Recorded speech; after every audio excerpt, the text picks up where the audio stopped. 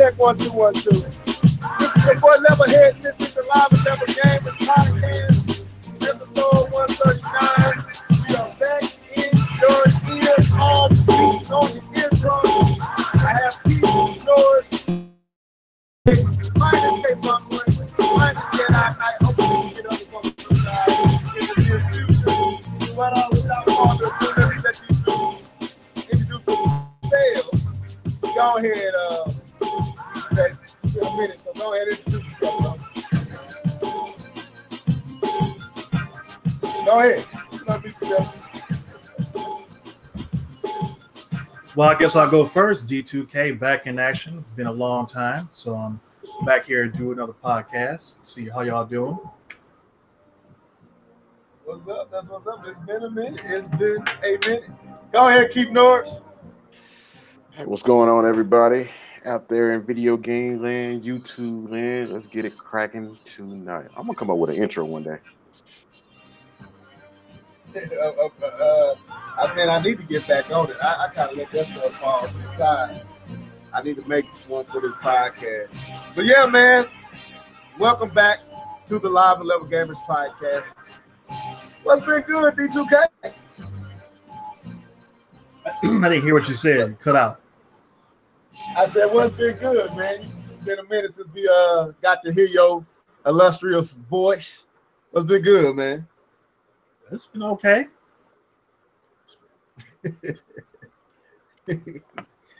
So, he's still D2K, King.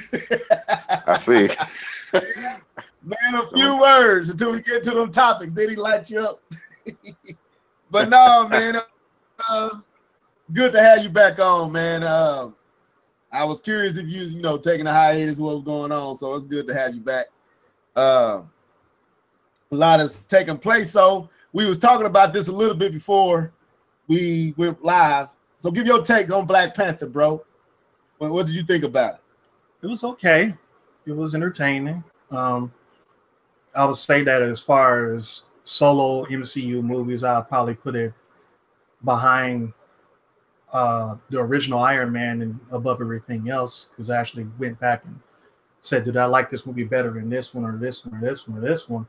The only one I could think of that I enjoyed more was Iron Man. As far as MCU movies, period, it's in the top 10, but I can't say where, because I'll definitely put, obviously, Iron Man's above it. I'll put Avengers over it. I'll put Civil War over it. I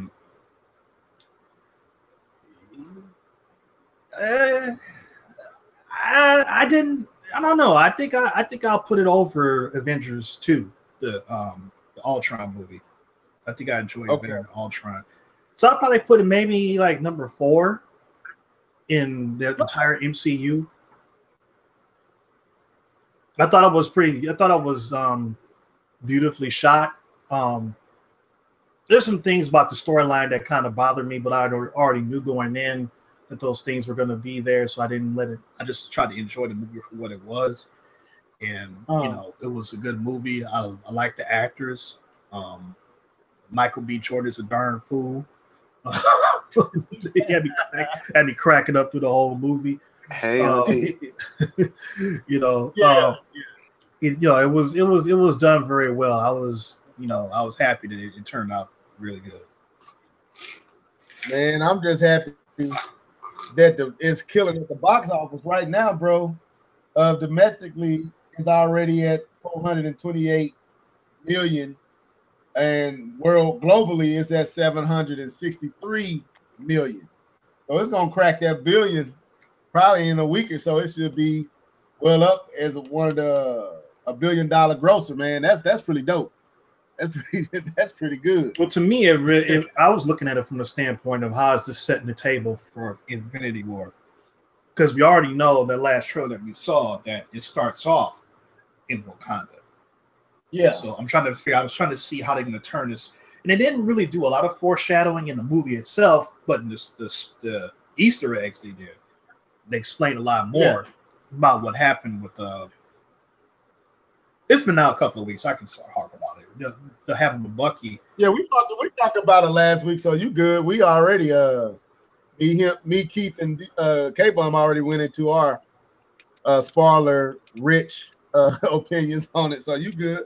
Right. You know, because I actually went back to the comic books and found out that it was actually the girl, his younger sister. She's the one that actually helped him, cured him from that mind control that he was in.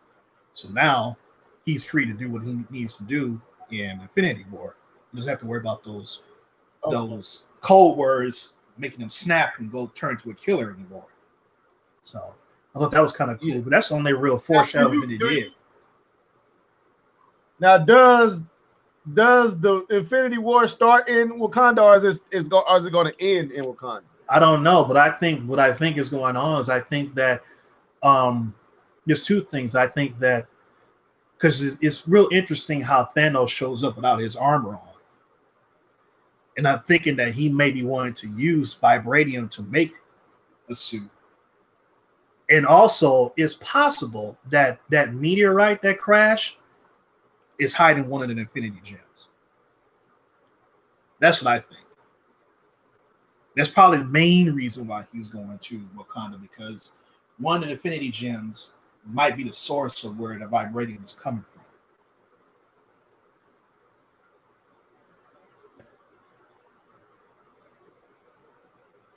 Hello? Level heads. Level heads. My mic isn't working. My mic wouldn't unmute. I don't know what was going on. But okay, I'm with you. So my wife had stepped down. She was saying something to me, so I had to step out a little bit. But anyway, that's what's up. So what's been good, Keith? Man, same old. Same story with me. Work. And more work. And they got their money's worth today. You sound like it, bro. You sound like you ready to clock out any minute. And they got it today. I got my workout after work because I got tasked with picking up the village. My wife, told me I had to come and switch cars and go get everybody, so I had to be her today, and I don't like being her. She can keep that job. She just said no. But yeah, I had to go pick up my twins from daycare, to pick up my daughter from school. Had to come home, put the food on. And she just came down here. She a little fiery because they took some eccentric oils that she had and smeared it all from the kitchen to their bedroom. Man, don't have twins, man. 2-year-olds, bro. I tell you. So, yeah, home was worse than work for me, Keith. Yeah, didn't get no gaming in this week, so I guess we need to go there next. I don't know how much gaming you got in. I didn't get much, but what you been gaming on, D2K? Not much. I haven't really been doing a whole lot of gaming lately. The last new thing that I played was the Dragon Ball Fighter Z, and played it on my friend's house. I was playing on the Xbox One X on a 4K TV, so I can't. As beautiful as it looked, I can't get too excited about it because it was under those circumstances. So when I do get the game, I'm not getting it for a regular Xbox One. I'm definitely getting it for the PC because that game looks unbelievable. And it's exactly what I've wanted from a Dragon Ball game ever since I've been a Dragon Ball fan. I mean, it's perfect. There's nothing that I can say that's the only thing that's wrong is that they tied a whole online element into it. That's the only thing I don't like it. Like you gotta join, you gotta go into what's the word? You have to go link up with other people online to get into the lobby in order to start playing the game. And it's kind of silly. I don't like that. I played the demo and it was wonky. It was kind of hard to connect and actually get into the online. It was kind of broken. So I haven't played the actual single player mode, any of that yet. So I'm still planning on picking it up, but it's interesting that you brought up the whole 4K thing, man. I kind of got the bug to buy the Pro, bro. I got the bug. I got the itch, yeah, the PS4 Pro. I'm really contemplating. Do I God of War is really changing is making me want to get the Pro. I don't know what it is, but it's like, do I want to experience that on the 7, on the 4, the regular OG, or do I want to get the Pro? And I'm trying to hold out. I'm trying to keep myself from making that plunge. But bro, I think I'm gonna get the Pro. I don't know yet. I'm kind of up in arms with the Keith and D2. Whew. But anyway, what else you been gaming on, bro? I ain't mean to cut into you. That's so it. You said Dragon Ball Z Fighter. Okay, that's it. That's it. You know. All right. I mean, I looked. I mean, I didn't play it, but I was looking at Monster because he's got 2 Xboxes. He's got the X and he's got the regular Xbox. And he lets his kids play the regular one. And his son was playing Monster Hunter Worlds, and that actually looks kind of cool. Not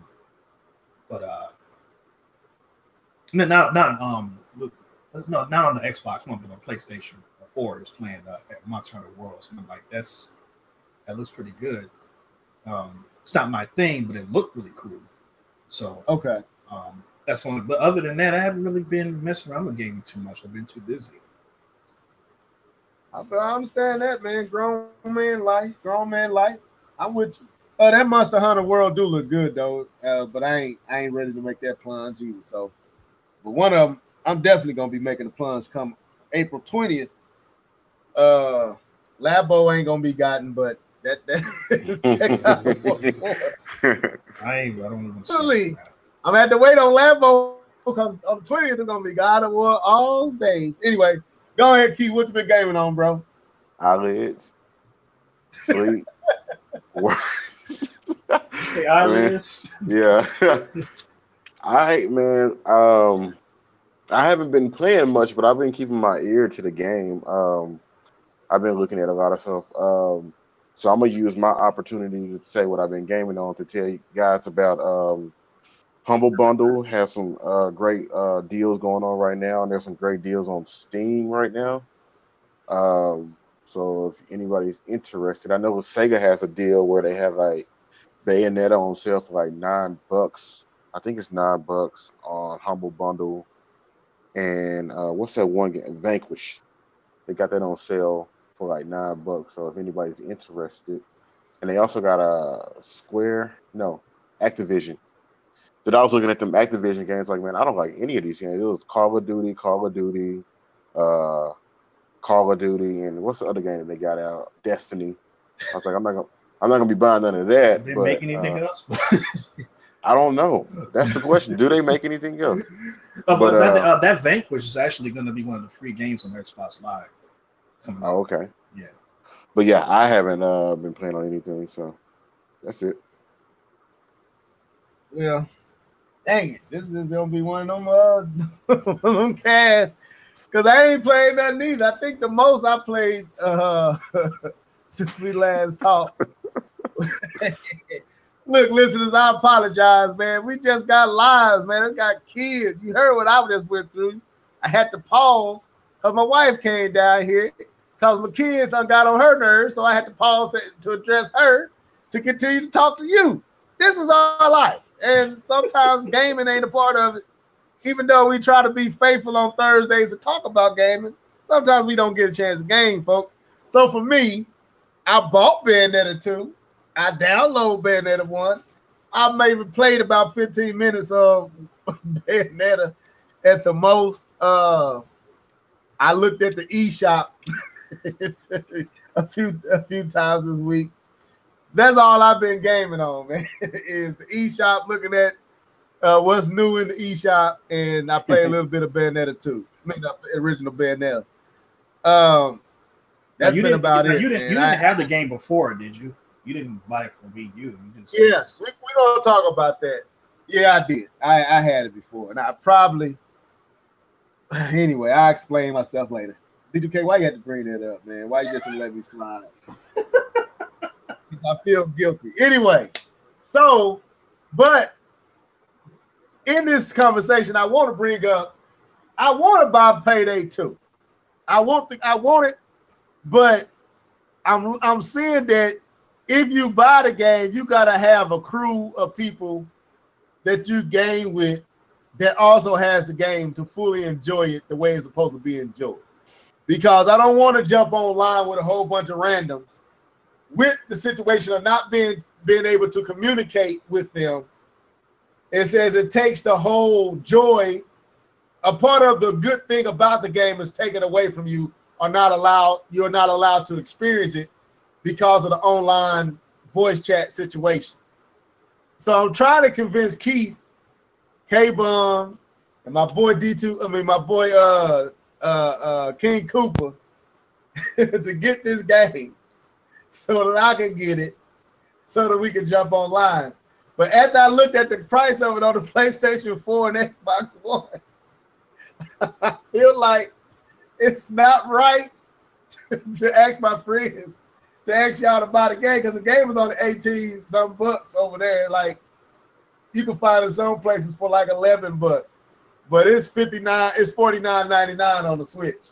Yeah, I just saw it. I'm like, It's how? Whoa! How much is it?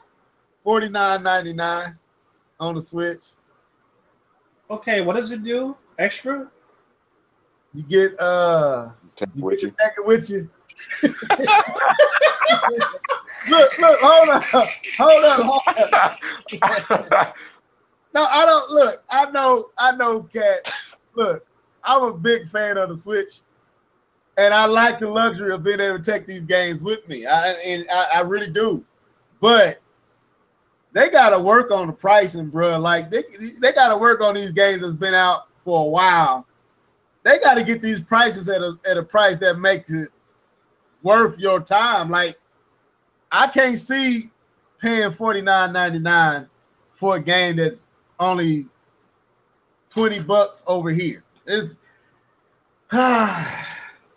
got a new character in it, from what I understand.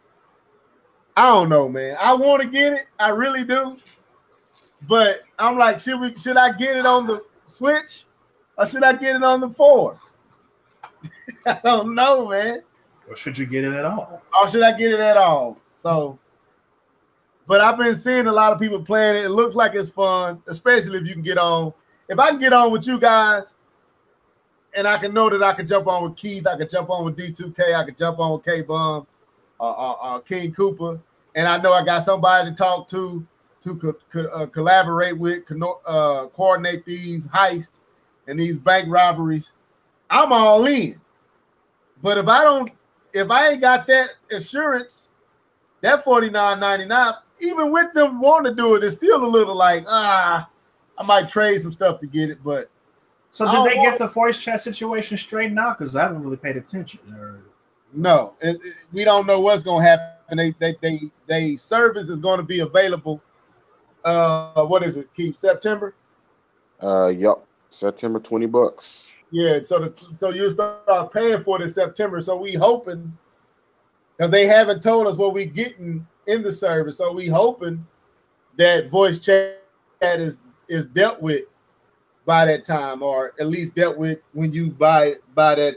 Well, if you need service, voice chat in order to do this game right, then why not just wait until then to release this game for the Switch? That's what I was thinking, but I guess since Payday, well, this is what's going on. You remember the whole Nintendo Voice app, the little app that you can get on, that you can connect with your friends and you do voice chat through the app, right? Right. Well, the only game that utilizes that, or Nintendo is using that for, is Splatoon. You can't even use it with Mario Kart or none of those other games that's voice chat access, that you play online with friends. So the people behind Payday 2 tried to gain access through that application and contraption, and for whatever reason, Nintendo hasn't approved it or responded to them or made it available. So they released the game in the state it is in, and telling you basically to use, what's the one that the new one they got out now? Not Skype. What's the other one? Discord. Discord. They telling you to use Discord until, I guess, the situation with Nintendo and voice chat is resolved. That's not good at all. They can't be doing stuff like that. Yeah. That's not good at all. I don't get it, man. I don't understand what's the hang up with voice chat. I mean, they did it on the Switch. I mean, on the Wii U. They did it on. Oh, my bad. Hold up. They did it on the Wii U. They did it on the 3DS. I don't get why is it such an issue with the. Well, to me, it's more of an issue that you're sitting up there with a third party that's actually trying to do something on your console and you're telling them no. I don't know if they told them no, but basically, that's what they said. No, I don't like that. That's not good. It ain't that sweet for you to be telling third parties no to anything. So that's where we at with it. So to me, this game is one of them games. Like, you can get away with it with Splatoon. You can get away with it, but you can't get away with no voice chat in a game like Payday 2. No. It's built around communication. It's built around you following your team and knowing who doing what and when they need to do it. The whole game is constructed around that aspect of gaming, and for it not to be there on the Switch makes this game almost, unless you got friends that you know you can jump on with all the time and you surf it through going through third-party communication means, then it makes the game almost pointless to buy on the Switch. You know what's weird about this whole situation is, Nintendo, let's go back all the way back to the Wii and how they had the Wii mode, and then you had all these different controls, and Nintendo was like, hey, you play the way you want to play for certain games that they didn't implement or force motion controls. And then with the Wii U, they gave you multiple different controls. And the theme around Nintendo has been, hey, play the way you want to play. You have options. It's weird that this is not an option. And they're not saying that they don't have voice chat or any type of capacity, but you would think that a company that wants to give you so many options to play things and play it your way, that voice chat would be one of those options. They have literally taken it from you and kind of, did some backwood stuff with it and all this other stuff. But it's like, dude, y'all pride yourself on options. Give me the options as, to do yay or nay. I tell you this, whatever their voice chat winds up being, their online system, this thing better be gangbusters. I'm telling you that, because you done made people wait for, this is going to be 18 months from the launch of the Switch that people finally get online. So this better be this better be the truth. Whatever it is that they got to offer, this better be the coldest online service ever offered from a video game company to make people wait that long. Because you're not only making the Switch owners wait, but you're making third parties wait, because they want to. There might be games they want to bring to the Switch, but are pointless, like you were just saying, level to bring to the Switch without the online component intact. So they have to wait until they find out what Nintendo's going to do before they can make their move. Yeah, I'm with you. I mean, it don't have to be the bee's knees, but it got to be worth $20, and it got to have voice chat right. Like, to me, my thing is, some of your prominent games would thrive even better if you had a means to communicate. And going to the title of our podcast, this ain't even what I said, Nintendo, why so silent. I wasn't even talking about this, but it's been kind of weird that they've been so silent on this matter when the community has been very vocal. Like, we all been saying, hey, Nintendo, we love the Switch. The Switch is great. We love everything y'all been doing. We love the games that's coming. We love even the third-party support that seems to be showing up. We got Doom. We got all these games, but we are missing that one element that will make all these games even that much greater, even that much immersive. And that's voice chat. And it's like their answer was, like Keith said, some backwoods. Like, what was this? And then we complain. No one is using the app, or the app. You don't hear them talk about the app no more. You don't hear them push the app. When I read that article about Payday 2 and how the developers went at Nintendo to possibly utilize the app temporarily until whatever comes down the pipeline, because I believe, and I think this is what's being hinted at, is that Nintendo sees that this whole the way they got this constructed and worked out ain't gonna work. It's not gonna work. It's not gonna be a long-term means that's gonna cause people to be happy. So they gotta fix the mess that they created with not addressing voice chat when they should have addressed it. So I guess what I think Payday developers was trying to do was use that current situation until hopefully whatever Nintendo is going to do concerning voice chat is addressed properly. But Nintendo don't seem to be wanting to help them out there. I don't know. But and that's the part I don't like, because you need to be working arm in arm with every third party that's willing to bring their games to your console. Like I said earlier, it is not sweet. Yes, the Switch is selling great. Yes, it surpassed the Wii U. But you cannot sit there on your laurels and say we got it in the bag and we can start going back to the same mind frame that we had back in the 90s where we dictate what we want to do to the third parties. That ain't going to get it. So whatever is going on, you need to fix that. This company wants to bring their game. They want to bring the fully fleshed out version of your game. You need to stop what you're doing and try to get this game running exactly the way it needs to run so that people will understand why they should pay $50 for a game on your console when they can buy it for $20 somewhere else. I agree. And I'm going to quote what Insane Gamer just said.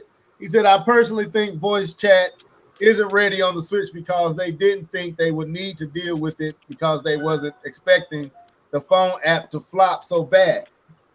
I agree. I feel like, but the thing is, why did they think the phone app was going to work? I was just thinking that when you said that, like, they didn't think it would flop. What? How would you think that would actually work in the first place? Right. Like, to me, Nintendo had, and it's sad that this is one of the few negatives about the Switch. Everything else is great. Everything else is great for the most part. This is one of the few negatives. The fact that this negative was voiced by the community when they first announced the Switch. Everyone was like, when they started talking about you'll be able to use your phone to talk. And when Reggie came out and said that, everybody was like, no, pause, Nintendo. No, don't do this. This is stupid. This is not right. To me, they should have knew from March of last year that app wasn't going to work. But like Miss Gamer said, I'm pretty sure they was so invested and so happy about their idea that they went with it anyway. And here we are. So this ain't no knock to the Switch, but it is a bad look that a year into this thing, we still don't have a great option for talking online with Nintendo games and third-party games on the Switch with your friends. That is bad. It is a knock to the Switch. I mean, we can try to sugarcoat it, but you have those gamers out here who actually want to do those things. And if Nintendo can't get the app or whatever they're trying to do voice chat together, and like D2K was saying, those games not going to come over because these developers rather are waiting on Nintendo to get their stuff together. You know what I'm saying? So it's like these people are sitting on the fence because they would love to play a Switch, but they don't want to play it in its current state. So they're waiting. So it is a knock to the Switch. But to talk about the app though, I think the app should do more than what it's doing. Like the app is useless. The only game I think it works for is Splatoon. You can't even use it for Mario Kart. It's a limited app that's taking up space on your phone.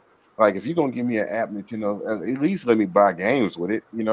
While I'm not at home, I don't have my Switch on me or whatever. Let me buy some games and then go ahead and get it downloaded. You know what I mean? Like let me do that. Like if you're just gonna limit it to Splatoon, what's the point of having it on my phone? I don't even think I do have it on my phone, but like, what's the point of having it? And another thing they got to address, Keith, is friend codes. Like, dude, why are we still talking about friend codes in 2018? I ain't trying to throw no shade, but I gotta throw this shade. It's not shade. It's telling the truth. You telling the truth. You're not throwing shade. I don't know why I keep saying that, but I'm with you, D2. So my boy King Cooper bought the Switch. He's like, hey, level, man, I'm thinking about getting the Switch. Then the next thing, like a week later, he said, did I tell you I got the Switch? I'm like, no. He's like, yeah. And I'm like, send me a friend invite. And I said that, I was like, wait a minute. You can't send me a friend invite unless I give you this long code. I'm like, dude. So he's like, what code is it? So he's like, where do you look for the code? I was like, forget it. Don't you worry. I'll send you my code. So I went on, found my code, sent it to him. He put it in, sent me a friend request. But it's like all the things that you addressed on the Wii U that worked, you had the way to get the friends by their name. I didn't have to type in 700, 2,000, whatever else. I could just say Keith. I can say D2K, and anybody with D2K will pop up, and I found the one I'm looking for. It's like that worked. You got rid of friend codes with the Wii U. Why did you bring friend codes back? You had some type of voice chat on the Wii U, on the 3DS, and the crazy thing is you can do voice chat if you have two Switches and you do local play, you can do voice chat through the Switch. So the ability to do voice chat is there. They just closing it off for online games. So your Switch can actually do voice chat. It's just being locked off from you. This doesn't make any sense, bro. And you can't get mad at people telling you, hey, Nintendo, we have a great thing going right now. You got a great thing going on with the Switch. It's Krillin is still selling like crazy. It was #1 this month. It was #1, I mean, not this month, but last month. It's probably going to be #1 this month.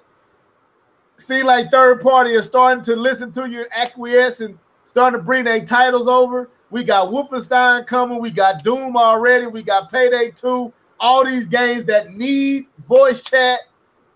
You got to get this done, and it needs to be done before September. you can't wait to September to give us a compatible, reasonable voice chat with all these type of games coming. You hurting the sales of those games, in my opinion. That's how I feel about it. See that, D2K? You come back on and you get me ranting like this, man. What you do that for, bro? That's what I do. So anyway, let's keep it going. So that wasn't even a topic. That was free for y'all.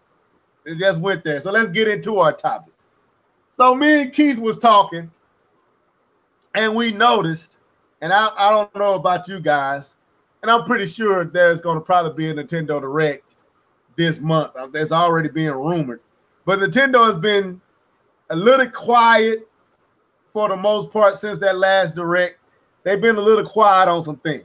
We don't know what's coming that's big. We don't know what's going to be the killer apps for the summer and the winter. And so the question is that I was thinking about, and it was thinking about Ubisoft. With Mario plus Rabbids, Ubisoft got a relationship with Nintendo.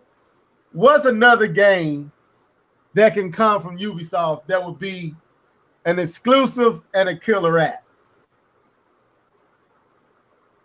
What's another game that they can do? I throw this at D2K first. From Ubisoft? Yes.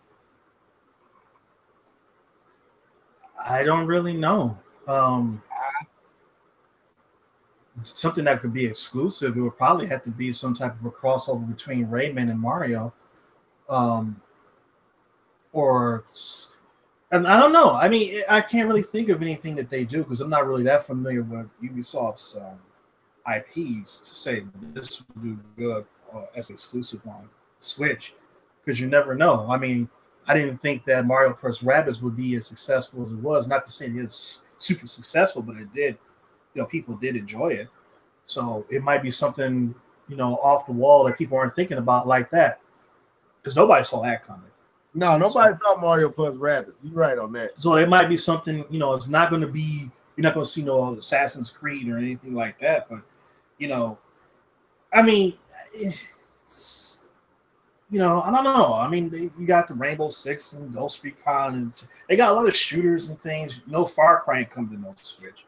So I can't think of nothing. It would have to be something unique. It would have to be something like a newer IP, or maybe Nintendo working with Ubisoft for them. Ubisoft to do what a Nintendo's IP is to put a different spin on it. Okay, I know Keith know where I'm finna go, but I'm hoping he don't say the one I'm thinking about. Maybe think of some other ones, but nah, I ain't gonna say it. Okay, go ahead. What do you think Ubisoft could bring that you know, since let's look at it right now.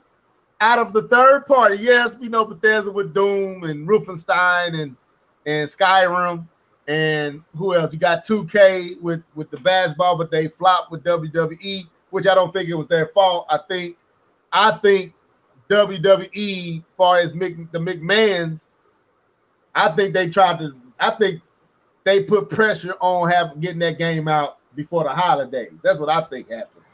And maybe them and I guess the heads of 2K put rush to develop it on that game. So I won't blame the developers for what was WWE, but everything else for 2K with like NBA 2K18 was good. But to me, the biggest third-party company that worked with Nintendo that did the best to me last year was Ubisoft with Rabbids, Mario plus Rabbids. So is there anything else that Ubisoft could do that they can make exclusive to the Switch? Do you got any ideas of games that they can bring? You know I'm about to say it. Red Steel 3. Yes, for goodness sakes, how did I forget about that? I thought you said you wasn't gonna say it. Of course I was. That's what hit me, man. Like, but go ahead. Okay, you got Red Steel 3. They could literally come up with a like a 3D version of a Rayman game. We know that they're working on Beyond Good and Evil. Yeah, I don't know if that's coming to the Switch. It would be cool if it did. Ubisoft has a lot of IPs, but you got to understand the Ubisoft that we used to love and come up with these creative games. That's not that Ubisoft no more. This Ubisoft actually makes annual games. So all those games that D2K was bringing up, like the Far Cries and the Assassin's Creed, Ghost Recon, all of these games seem like they're on a schedule. And every now and again, you may get a Watch Dogs, you may get a Rayman Legends type game or whatever, or even a Beyond Good and Evil. But Red Steel 3 is the only game that I could truly just think of that they could actually utilize the Switch's capabilities, kind of like how they did with Zombie U. So I got a lot of faith in Ubisoft if they were to actually come up with an exclusive for the Switch, but I don't know if they're in the business of doing that no more. But they did it with Rabbids plus Mario plus Rabbids, and I think it performed way better than they thought it was going to perform. I mean, I'm pretty sure it done crossed 1 million, hasn't it? Yeah, but it has, I think. But you're using Mario as a backdrop, so it's kind of like, even though it's not a Mario game, it's set in a Mario. If it was just a Rabbids strategy game by itself, yeah. I mean, I've done this. What about you took Red Steel, because that's what popped in my head. Like, what could be next before the relationship with Nintendo and Ubisoft? And Red Steel popped in my head. Like, man, I'm gonna be honest, I like the vision behind the original Red Steel than the second one, even though I think the second one was a way better game than the original. I think the ideas with the original were better than the second, meaning the cell shade allowed them to do a better game on the Wii. They was able to do a better looking game using rendering through cell shaded, more comic book animation than the realistic look. But I like the energy in the first one, even though it was broken. I like the energy of the first one. I like the vibe, the tone of the first one over the second. Does that make sense to you? Mm-hmm. So if they was to do it Red Steel 3, which it would make all kinds of sense to bring Red Steel back. If they was to do it Red Steel 3, would you rather them go the route they went with the second one or the route they was trying to do ahead of his time with the first one? I would honestly, personally, I would take a remake of the second one and add multiplayer. But if they continued, I would definitely love for them to stick with what they did with the second game, or completely do something different with the third game. But if I had to make a choice, definitely with the second game, with the shaded graphics, the one-on-one kind of sort of motion control. It actually worked. I'm not gonna lie, it worked. Yeah, I Yeah, like the second one. I like the second one better. The first one was weird because it was like you're shooting and then you go into these little scenes where the gang like switches for you to do the little fights. It wasn't seamless. It had a nice gritty look to it, but no, I'm good. Give me the second one. The second Yeah, one was it wasn't the gameplay of the first one. The gameplay of the first one was trash. yeah. I like the tone of the first one. I like the energy. Like one of my favorite scenes is when you are, I don't know if you're in a club, but it's the part where you shooting through these windows and you like are these fish tanks or whatever they was, and they all just exploding and falling. And to me, I think I was at a casino. That's where they were, and you spraying the Uzi through all this glass and stuff. Even though it was broken and trashy gameplay, the mood and the tone of the first one, I just like more than the second one. I don't know if I like the Mad Max feel of the second one and the dude with a cowboy hat on with a with the dust thing around his face and the trench coat. I'd rather them go back into the whole mafia setting. I don't know. I like the tone of the first one and everything that they done as far as gameplay of the second one. But I see what you're saying, though. I think I'd rather them go a realistic look, though, like the first one. What about you, D2K? Well, I didn't really play either one of them, but I think that because of the Switch, I think they should go with the cell shaded look because that way you can do more in terms of visuals. Okay. I have to worry about sacrificing anything. I think they will probably make him look more unique, and they probably could. What they would lose for trying to make the game look as good as it possibly can with realistic or more photorealistic graphics, they could probably use that for other things in terms of the gameplay. Because, like you said, you have the Joy Cons and all that, so you can add motion control to the game and make it feel more authentic. So I think it would be better. They could probably get the game done faster too if you use cell shaded versus photorealistic graphics. So I think they should probably stick with the cell shaded look. And I think I think there's a lot to be explored in that area in terms of cell shaded graphics. Like we were talking out there about Dragon Ball Fighter Z and how wonderful that game looks. There's a lot you can do with the power that these machines have with that type of art style. And I'd like to see more games use that. Okay. You gonna say something? I had something and then I lost it. I was going through. I'm on VG chart trying to see all the games that Ubisoft published for the Nintendo consoles back in the day, going all the way back to the N64. So that's what I was doing. But it was something that D2K said that it almost made me want to say something, but I couldn't remember. Oh, he was saying he doesn't want the photorealistic, but I would say I would love to still have realistic physics in the game. Although it may not look real, you may have these cartoon-looking characters.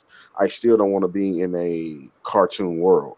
I still want it to be kind of realistic and have those realistic limitations that we have in real life. Well, see, the physics don't really have anything to do with the art style. You can still have realistic physics, even though you have, because basically cell shading is just a texture. It's not even about the graphics. It's a texture. You go in whatever models that you're making, because this is still 3D models. But whatever models that you're making, you're choosing to use cartoon-like texture, or you're choosing to use a bump map texture, which has a lot more computing that has to be done in order for it to look right. So you can still have more realistic physics with the cell shaded art style. Yeah, I just want to throw that out there that I don't want to see space like jumps and crap. No. All right, let's go here now. Insane Gamer said, "What about a Zombie U2?" It's not gonna be the same. The uniqueness about the Wii U. I'm not even gonna talk about the PC version or the PS4 Xbox version. The uniqueness of the Wii U version was it actually used the off-screen remote perfectly. Right. Like you had to literally look down and look in your bag to find items, and then look up at the screen, and you could be getting attacked. That was the uniqueness of Zombie U. That game worked. It lived and died on the Wii U, although they made Zombie, but no, it won't, because the Switch doesn't have that functionality. You taking out what made it what it was. You taking out by removing the second screen on the gamepad and what that did for the game. Because I'm not gonna even lie, I couldn't even freaking play Zombie U. That's how much it freaked me out. Like sitting there trying to get your items out your bag, and you still are in play. It ain't like Resident Evil, where when you go into your bag, you can't be attacked. If you down in your bag and a zombie come up, you dead. I don't care what you do.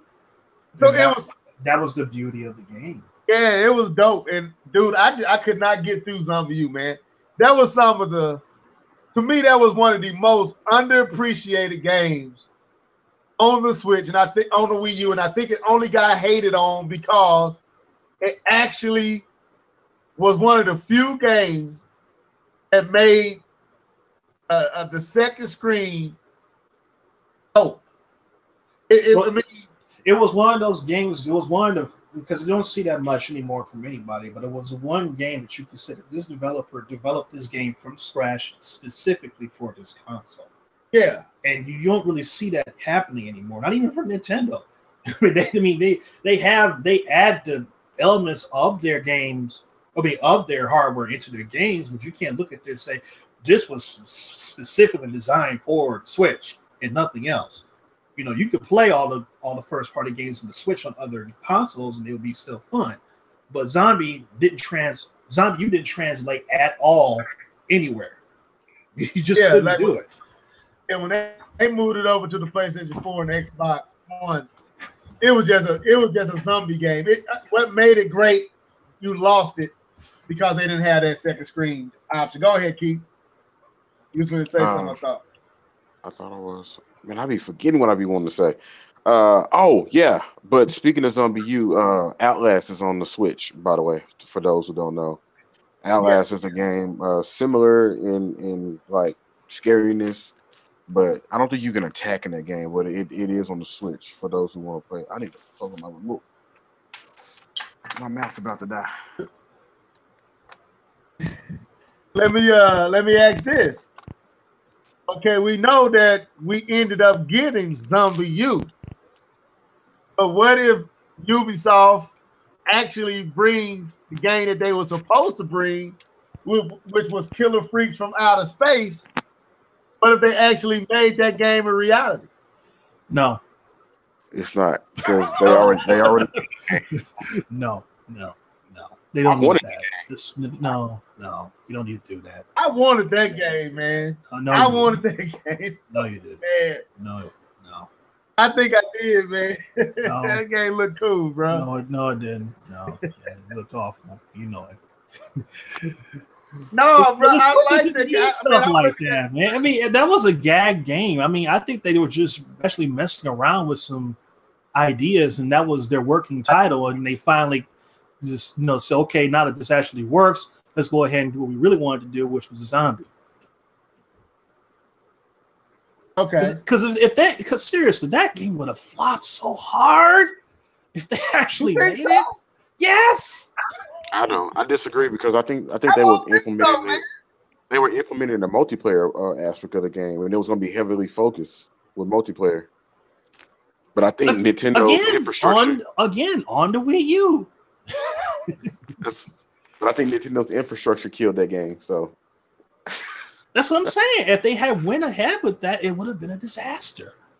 That's why they had to say, okay, this is not going to work on the. If they had done it on something else, they had done it on like the 360 or all that type of stuff, then maybe it would have worked. But not on the Wii U. And I don't know. I don't know, D2, man. I'm looking at the trailer for the actual game. And I'm going to be honest with you, bro. It looked way more interesting than Zombie U. And with the whole rabbits and then the alien twist and the apocalyptic take, I think it would have been dope. I think it would have. Because it seemed like it had more. It was more based around fun, and Zombie U kind of wasn't. Even though it was cool, it wasn't fun. That makes sense. I don't know. I guess it depends. It depends on your definition of fun. Because I don't think being scared is fun. Because nothing that they supposedly is supposed to scare me does.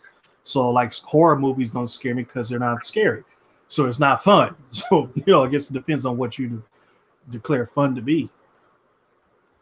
But I'm saying it was going to be fun. Like, when I looked at Killer Freaks from Outer Space, even the trailer for it was funny. Like, some of the scenes, like some of the stuff the rabbits were doing, the silly antics they were doing, plus the weirdness with the aliens and the robotic tentacles that they had and all that stuff. It seemed like it had more imagination and more like, what is going on here? So I was more anticipating that game, and when they showed Zombie U, I'm not gonna front. I was disappointed. Like, this is not what I wanted. I wanted Killer Freaks. Well, that's the thing, is that they showed you something else, and they basically pulled a switcheroo on you. So obviously, even if you weren't, if you were interested in what you saw, the fact that they gave you something else besides that amplified your dislike for Zombie U. Yeah, because you were like, I can't wait to play this game, and it's like, wait a minute, what's this? Had they showed you Zombie U at first and didn't show you the other game, it probably wouldn't have been as distasteful as it wound up being. Yeah, they had 14 minutes of in-game footage. I like how the game looked. Like, I wish I could send y'all this. I'm looking at it right now. The game just looked far better than Zombie U. The atmosphere, it seemed like it was more over the top. Whereas Zombie U just, I don't know. But I don't know why Nintendo them changed it. I don't know why they changed it to Zombie U. But anyway, I mean, Ubisoft. So anything else? Not just Ubisoft, but any other company? Or a first-party title that you feel like Nintendo might be silent on that might show up this year?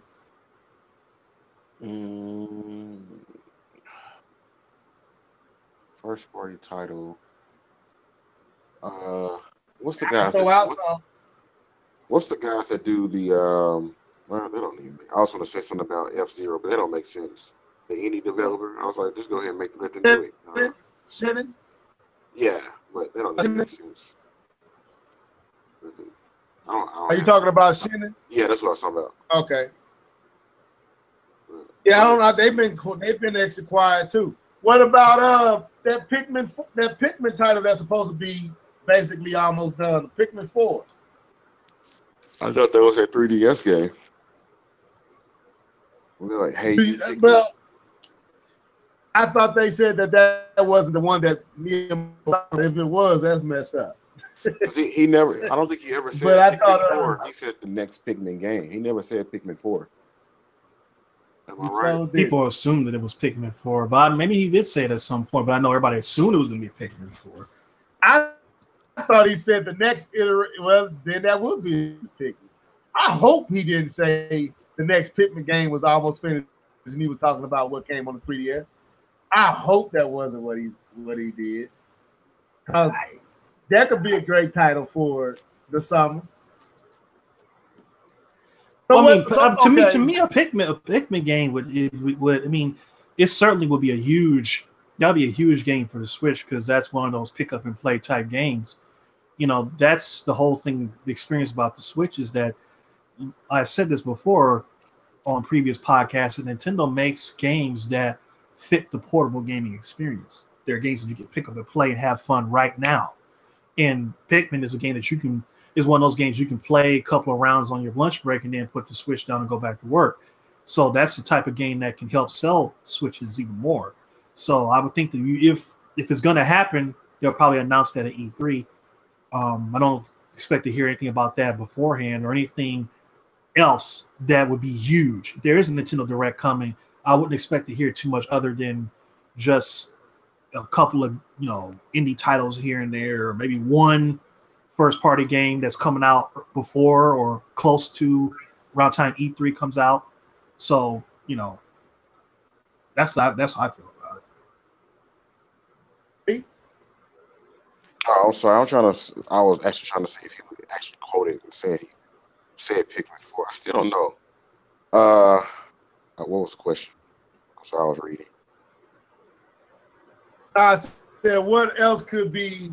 Because the whole topic is why so quiet. Like, even though we had that Direct last month, they really didn't show a whole lot. And we know that there's a lot more that's supposed to be coming. We know they have Labo. They announced that that's coming out April 20th, right alongside God of War 4.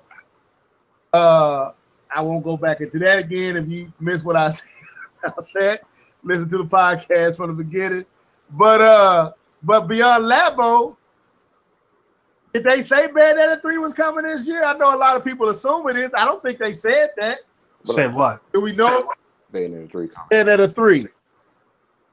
I doubt it will be coming out this year. That's a little too fast. I think that's probably be something for next year.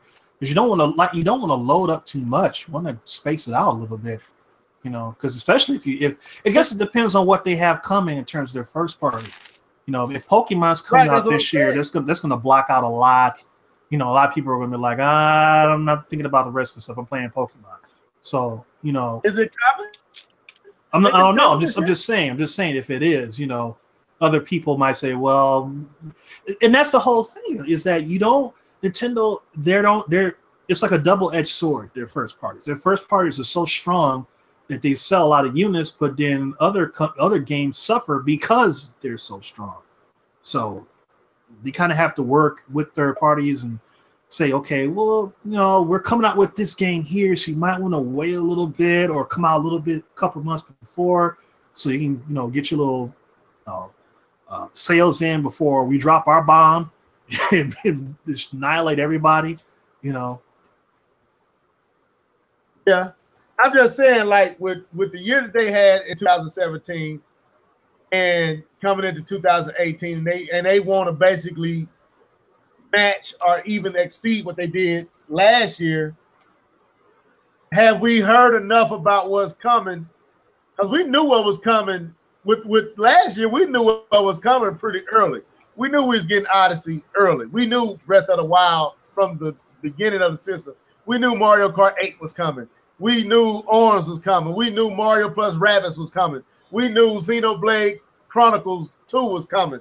All these titles were announced from the beginning of the Switch launch. We knew what to expect for the whole year, right? But this year, I don't know what's coming. I don't know if it's Pokemon. I don't know if it's Metroid Prime. I don't know if it's Smash Bros. I don't know what it is. We don't know what's coming. We have to remember that the reason why they had to do that in the beginning is because they needed the Switch to start off strong. So they couldn't just come out and say, yeah, we got a couple games here and there. We got Zelda and Splatoon, and we'll let you know later on about what else we got. No, they had to come out and say, we got this, and this, because they had to wash out that stench that the Wii U left behind. Because that was one of the whole pet peeves about it, is that there weren't enough games and there were droughts, that type of stuff. So they had to eliminate that immediately by saying, we got a bunch of games coming from us. We got a bunch of games coming from indies. We got a bunch of games coming from third parties. It ain't like it was before. It's a completely different scenario. And they executed it beautifully. So this year, now it's like, okay, we're riding the wave of momentum. Let's be smart about what we're doing. Let's not just dump everything we have on the plate right away. Let's just be not slow down, but let's just be more calculating on what we're doing. Let me say how that sounds to me though. You ever notice how the Patriots always beat the team, always come back on the team, and the main thing that causes them to come back is the fact that the team stopped playing the way that they were playing that was beating the Patriots. like last year when Atlanta was blowing the Patriots out. They stopped playing the same way they was playing the first half. They started playing more run out the clock management instead of just, hey, we're going to try to score every time we get the ball. We're going to try to score. And they let the Patriots back in the game because they changed up what they were doing. If last year was a success, then that should be repeated. Like, okay, this worked. Let's do it again. Like, we got this coming. We got this coming. We got this coming. We got this coming.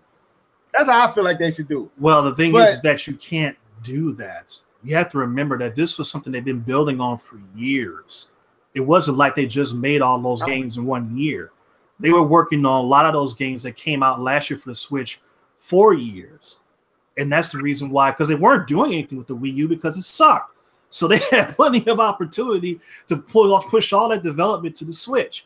Now that all those games are out, now you're like, okay, now the cupboard is clear. Now we got to start over and start building new stuff and building new relationships with third parties. So you're not going to get as many games as you got before. So that's why I said now you just got to make sure you have games that are really solid that keep people occupied for long periods of time. And that's the reason why you need a game like a Pokemon or a Pikmin or something like that that keeps people occupied for a while. That they're not going to get bored with it and say, oh, okay, that was fun. What else you got? That's not going to happen with games like Pokemon and stuff like that. So that's why I say that they just need to be smart about what they're doing and not try to, because they're not in competition with anybody. They're not in competition with Sony or Microsoft because this is not, they're in a competition with themselves. Whatever, no matter how much success the Switch had, Sony didn't budge. Okay, Sony didn't budge. They just like, that's cool. Yeah, we see you. Yep. They didn't budge. So it's not like they have to worry about what Sony's going to do because they don't. Because Sony being successful didn't affect the Switch at all. The Switch being successful didn't affect Sony at all. So they just got to not make mistakes. Don't do stupid stuff like you did before, and you'll be fine. That's all I got to do. Let me throw this out here. Muhammad said, Octopath Traveler are the heavy hitters. I bet 2019 is where we'll see all their bigger games or titles we still haven't seen footage of. So, to me, if I believe that, I'm going to say, Muhammad, I disagree, but you could be right. I don't believe that Yoshi and Octo Traveler is the big hits for this year. What? I will hope not. I mean, we're gonna give one biggie. It's other than Pokemon or something like that. If that's coming out this year, there's gonna be a Smash Bros. or something. It's gonna be something big. They're not gonna let 2018 go without one of their big heavy hitters. Something's coming. Yeah. I can't. And the Switch is a fad. Moving on. No, bro, it ain't a fad. But anyway, let's move it. You brought up. Well, we're done. Let's move on to the next topic because we ain't got much time. So you kind of talked about the PlayStation, Sony with the PlayStation 4. You said, with the Switch doing what it was doing, the PlayStation and Sony didn't budge. But my question is now, with the success of the PlayStation 4, and I mean it's been successful. It's at 70-something million systems sold. Where do you see Sony going next with the PlayStation 5? It's something me and Keith kind of started talking about, but I want to flesh it more out here on the podcast. Keith, where do you see, and then coming back to you, D2K, Keith, where do you see Sony going with the PlayStation 5 that would separate it from the PlayStation 4 and the Pro? Well, nothing really. I just think that Sony's going to improve upon everything that people may not like about the PlayStation 4. That's all I think. It's going to be a gradual growth. But as far as them doing something completely unique and different that will separate it, I can't really say that. Maybe go all digital. I don't know. Maybe take advantage of cloud gaming, something like that, or digital gaming. But as far as like separating it, I don't think it would be a wise decision for them to go just completely just different, or just like a complete 180, because that will alienate their fan base. So, and I guess you got to consider that when you're thinking about the PlayStation 5. It's like, yeah, we want to do something great, we want to do something new, but we also got all these fans who like our PS4. So we got to continue to cater to them and also bring them into the new. So I can't see them doing anything just like crazy out of this world. Let me ask you, kind of fading out. We hear you, but your voice sound like all the bottom is taken out of it. It's like all your highs is there, but your lows is gone. But let me ask you this, and I throw it over to D2K. When do you think we will see the next thing from Sony? And will it be a system, or would they stick with the play? Let me ask you this: what would you think we gonna see next from Sony? Far as, and when do you think we'll see it? Like how early? I don't know what we'll see next, but I'm thinking like 2020. I mean. 220. Yeah, 2020. Keith, let me ask you, not K-Bum, but D2K. First question. I don't want to do that night. Answer the same question I asked Keith. Like, what do you think Sony could do next? Or what do you think they will do next? And then I'll ask the other part. Go ahead. You said, what did I think they could do or should do next? I'm not sure what you meant. Either or. What do you think they could do? What do you think they should do? However you want to approach it. Well, I mean, I think what they are doing is that they obviously are working on the PlayStation 5. I mean, that's standard procedure. I mean, they've been working on it. You know, usually when you release a console a year after that, you already got the drawing board of your next console, what your next console is going to be. You have to do that in order to be able to get it out in a timely manner. I don't know what they're going to do. I think that right now it's kind of I'll be honest, it wouldn't be a bad idea for them to take a look at what everybody else is doing in the marketplace to say, how can we use that to improve what we do in the PlayStation 4? Because people are obviously satisfied with what Sony offers with the PlayStation 4, but you don't want to become stagnant and not continue to grow. So I'm not sure what they could do with the PlayStation 5 that would make the experience better, other than just clean up, like Keith said, just clean up things that were annoyances this time around with the PlayStation 4. Obviously, it's going to be more powerful in, both Microsoft and Sony get into that whole, one game of one-upsmanship with each other. We got the powerful system. We got the most powerful system. I just think that Sony just, what I think they should do is just stand pat and maybe look into something that can enhance what they do well. I think they were trying to look at different avenues to try to be more innovative, and they kind of laid an egg with VR. I think that they should be a little bit more conservative in terms of just taking what they do well and looking at the limitations that they have in what they do well, and looking how to exceed those expectations for the next generation with their next console. Okay. So when do you think we will see whatever they're working on next? Do you think it's as far as revealing and actual hitting the market? How early do you think that would be? Or late? Revealing it? I would say that it would probably be revealed. I would say it'll probably be revealed maybe at the PlayStation experience later on this year. I don't expect to hear anything about it at E3. I think that you'll probably hear the first announcement of it at the PlayStation experience later on, because you can announce a console still be ways off from actually releasing it. They might just show you like a video package or something. and that's it. Because they don't want to reveal too much so that Microsoft can jump on it and say, okay, woo, they doing this, we can do that. I think that's when you first hear something about it, and I think that you'll probably actually see it on the, for to buy 2020. Okay. I think we'll probably see the revealing of it 19, probably see it come out sometime between 2021. But I'm gonna be honest, man. I think at this moment in time, Sony cool. They don't have to really do anything. No, they don't. They got the PlayStation 4. Has it really been fully tapped? Has it really been fully squeezed of what it could possibly do? And then they got the Pro, and we seeing games like God of War and Horizon Zero Dawn.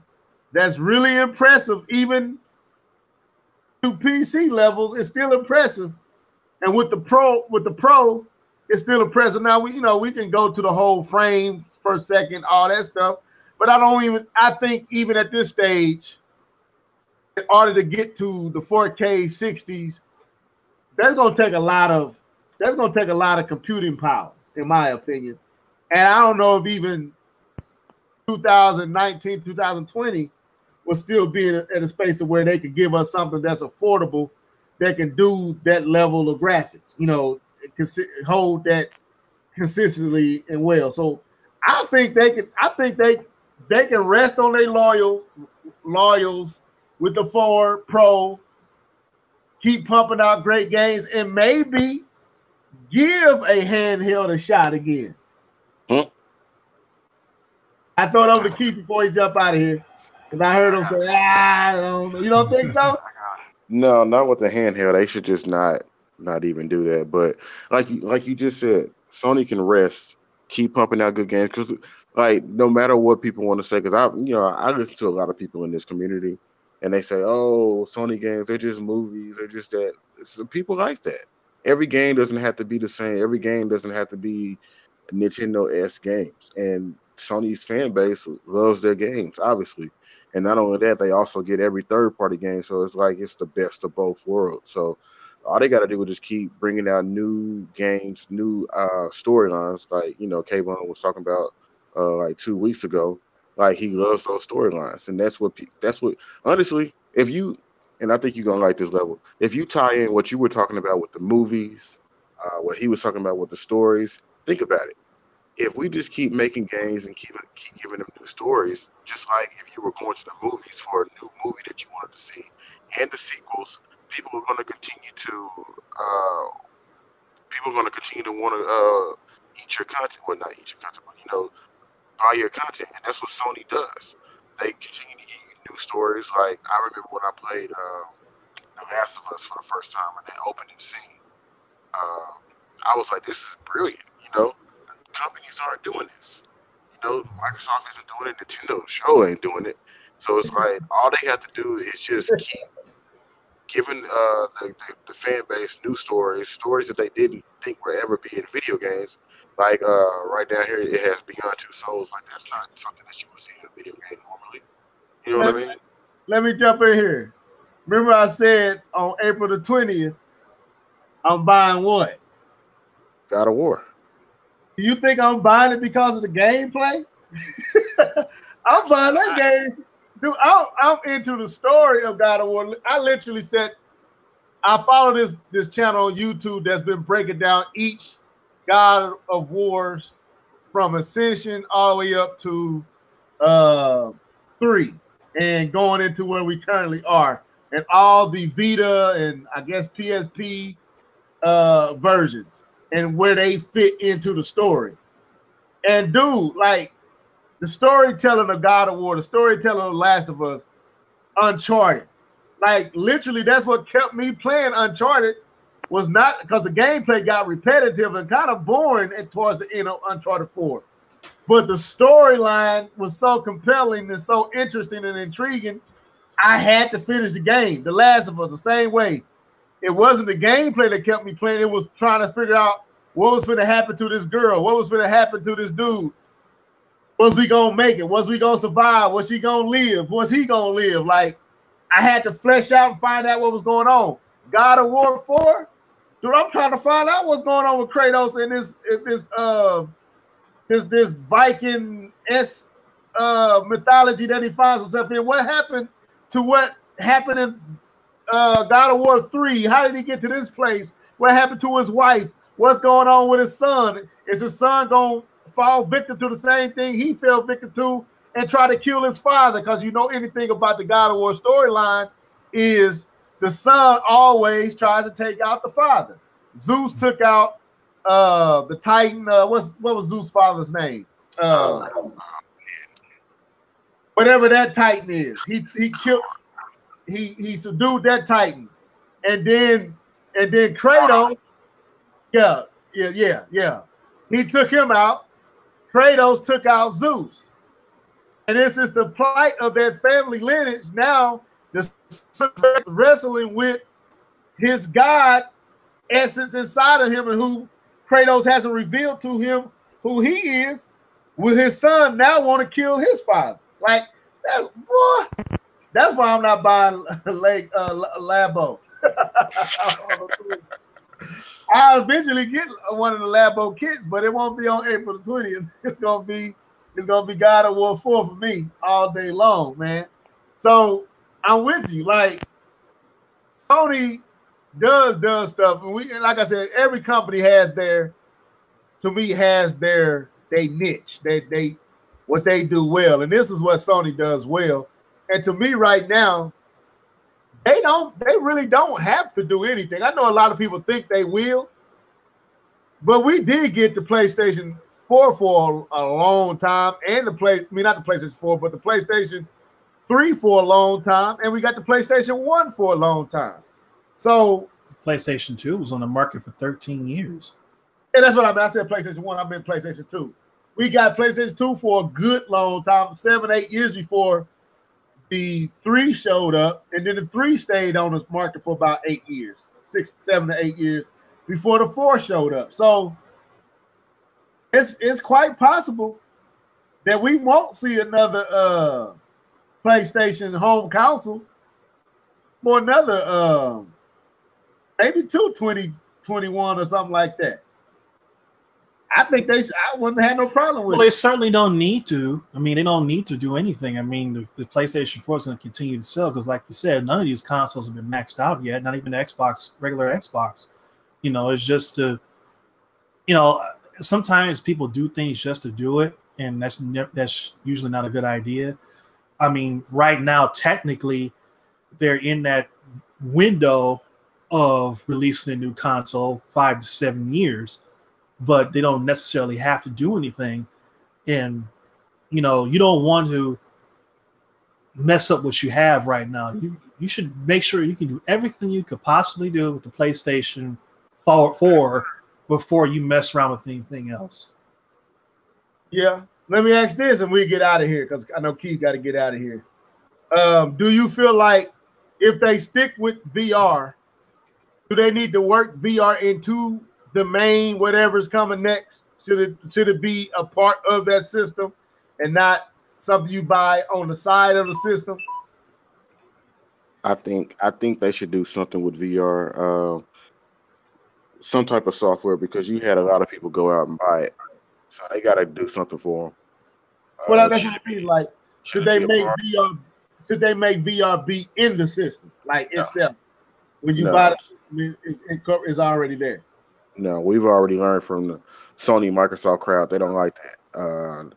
They don't, with the Kinect, they was like, oh, we don't want the Kinect. Sony, if Sony try to do that Sony fans go, but no, we don't want that. We just want our controller in our system and our 4K TV. Okay. Well, let me better state that. What I mean is, when you buy, let's say, the PlayStation 5, you can play it like regular, no VR.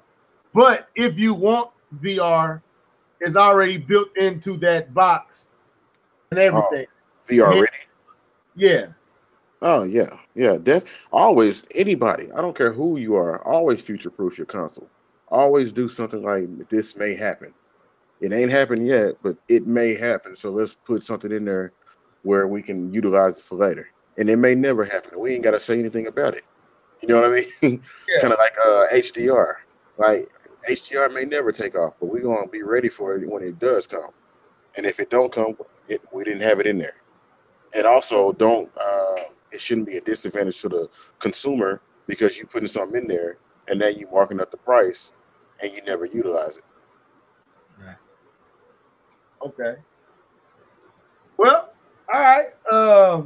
We basically hit all the topics I had set up and some stuff we didn't have set up.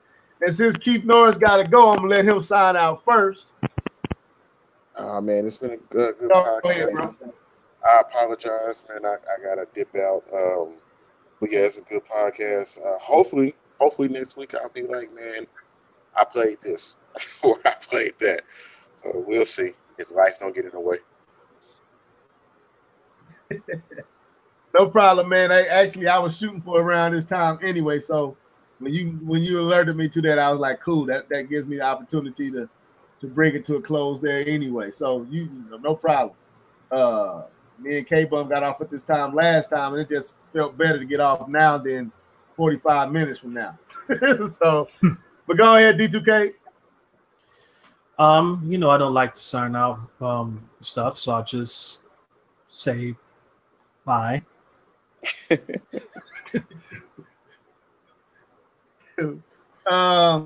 is your boy Levelhead. Hopefully, in the next week or so, 3 weeks, we'll be able to jump on with Jedi Knight. He on vacation right now, but he said he's gonna let me know when he's back home. He's currently in the States, but when he's back home and back to his regular thing, we'll be able to jump on with him, and K-Bum will be back then too anyway. So we hopefully we get up with both of them here next week with K-Bum, but here soon with Jedi Knight. But this was the Live and Level Gamers podcast. Share this with your friends.